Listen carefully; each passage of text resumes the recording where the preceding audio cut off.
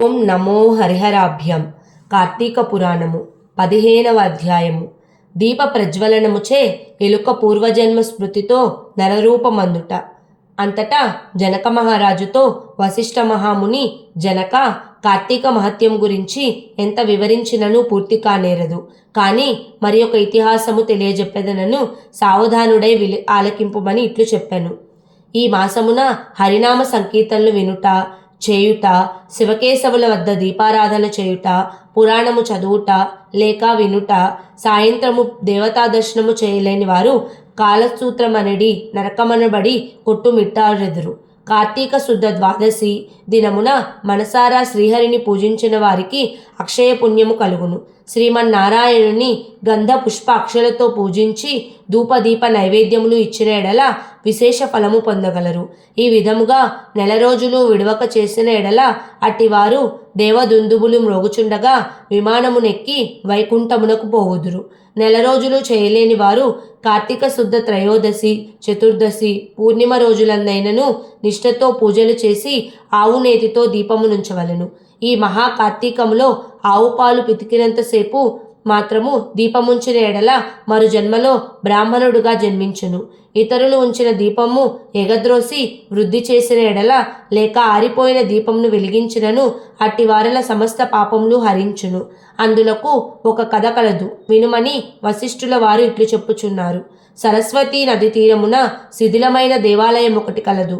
కర్మనిష్ఠుడనే దయార్థ హృదయుడగు ఒక యోగి పొంగవుడు ఆ దేవాలయము వద్దకు వచ్చి కార్తీక మాసమంతటి అచటనే గడిపి పురాణ పట్టణము చేయు తలంపురాగా ఆ పాడుబడి ఉన్న దేవాలయమును శుభ్రముగా ఊడ్చి నీళ్లతో కడిగి బొట్లు పెట్టి ప్రక్కగామనమునకు వెళ్ళి ప్రమిదలు తెచ్చి దూదితో వత్తులు చేసి 12 దీపములుంచి స్వామిని పూజించుతూ నిష్ఠతో పురాణము చదువుచుండెను.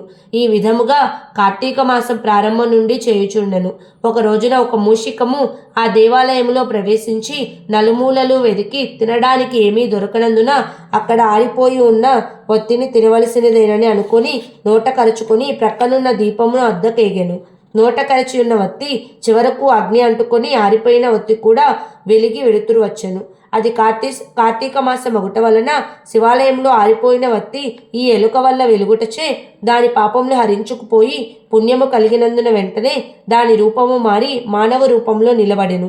ధ్యాన నిష్టలో ఉన్న యోగి పుంగవుడు తన కన్నులను తెరిచి చూడగా ప్రక్కన ఒక మానవుడు నిలబడి ఉండుటను గమనించి, ఓయి, నీవెవ్వడువు, ఎందుకు ఇట్లా నిలబడి ఉంటివి అని ప్రశ్నించగా, ఆర్య, నేను మూషికమును. రాత్రి నేను ఆహారమును వెతుక్కుంటూ ఈ దేవాలయంలోకి ప్రవేశించి ఇక్కడ కూడా ఏమీ దొరకనందున నెయ్యి వాసనతో నుండి ఆరిపోయిన వత్తిని తినవలెనని దాని నోట కరిచి పక్కనున్న దీపం చెంత నిలబడి ఉండగా నా అదృష్టం కొలిది ఆ వత్తి వెలుగుటచే నా పాపములు పోయినందున కాబోలు వెంటనే పూర్వజన్మం ఎత్తితిని. కానీ ఓ మహానుభావ, నేను ఎందుకీ మూషిక జన్మం ఎత్తవలసి వచ్చనో దానికి గల కారణమేమిటో విశదీకరింపుమని కోరెను. అంత యోగీశ్వరుడు ఆశ్చర్యపడి తన దివ్య దృష్టిచే సర్వము తెలుసుకొని, ఓయి, క్రిందటి జన్మలో నీవు బ్రాహ్మణుడవు, నిన్ను బాహ్లికుడని పిలిచెడివారు. నీవు జైనమత వంశానికి చెందినవాడివి. నీ కుటుంబాన్ని పోషించుటకు వ్యవసాయం చేస్తూ ధనాశాపరుడవై దేవపూజలు నిత్యకర్మలు మరిచి నీచుల సహవాసం వలన నిషిద్ధాన్నము తినుచు మంచివారలను యోగులను నిందించుచు పరుల చెంత స్వార్థ చింత కలవాడై ఆడపిల్లలను అమ్మువృత్తి చేస్తూ దానివల్ల సంపాదించిన ధనాన్ని కూడబెట్టుచు సమస్త తినుబండారాలను కడుచౌకగా కొని తిరిగి వాటిని ఎక్కువ ధరకు అమ్మి అటుల సంపాదించిన ధనము నీవు అనుభవించక ఇతరులకు ఇవ్వక ఆ ధనము భూస్థాపితం చేసి పిసినారివై జీవించినావు. మరణించిన తరువాత ఎలుక జన్మమెత్తి వెనుకటి జన్మ పాపమును అనుభవించుచుంటివి. నేడు భగవంతుని దగ్గర ఆరిపోయిన దీపాన్ని వెలిగించినందున పుణ్యాత్ముడవైతివి. దానివలనే నీకు తిరిగి పూర్వజన్మం ప్రాప్తించినది.